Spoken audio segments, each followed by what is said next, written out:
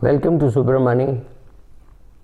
There are a few things which you need to create wealth in the long run, especially using equity. The very essence of Subramani is talking a lot about equity. So this is one more part. Many people must have told you that you need a lot of patience, because it's only with patience will compounding work, because compounding requires time. That is perfectly true. There is another thing which is perhaps not told to you so much, and that is the need for optimism. Let's face it, only because you're optimistic about a country do you invest in that country. You are optimistic about US, so you want to invest in an US fund. You're optimistic about Japan, so you want to put money in a Japanese fund. But those are all still small portions of your money, right? If you are an Indian, very good chance that 90%, if not more, would be in Indian stocks. We have this home bias, and that's fine. Which means when you're investing in India, you have to assume that we will get good prime ministers, we will get good ministries, we will get good people who will rule us. Maybe some of us may enter politics, maybe we will make donations to good politicians and make sure that they're doing a good job, right? So first of all, politically you have to be optimistic that India will continue this growth, that India will continue to increase its market share in the world, that people will love to want to come to India, want to invest in India. Because if you're pessimistic about India and you're optimistic about some other country, you should be investing more in that country, right? It's very simple. So you're optimistic about India, and therefore you're investing in India. You're optimistic that the future will be better than the present, so you're investing so that tomorrow you will be able to sell at a price higher than what you are buying for today. So that can happen only when there is optimism all around. You also have to assume that there will be democracy, because without a democracy there can't be an equity market.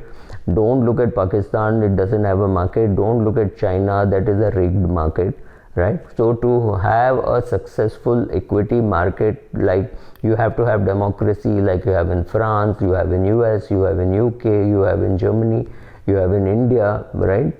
Maybe South Korea, Japan, right? Looking east, looking west. So where have equity markets developed and prospered?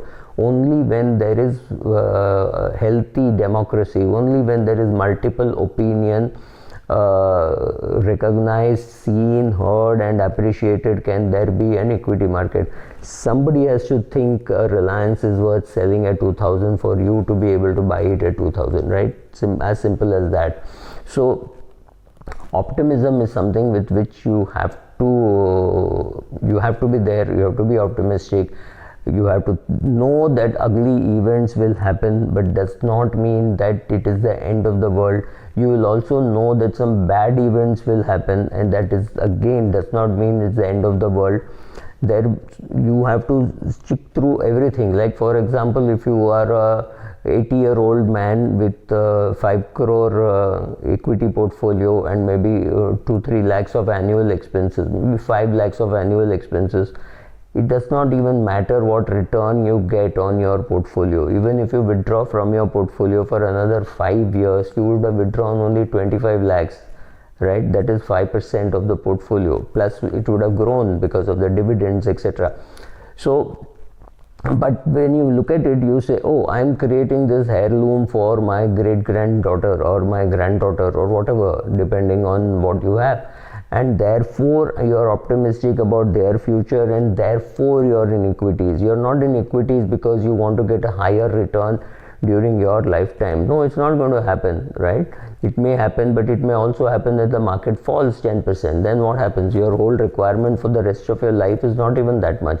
So why should you be in equities? You should be in equities because you're optimistic about the future, and you are creating a heirloom, you're creating wealth for the long run.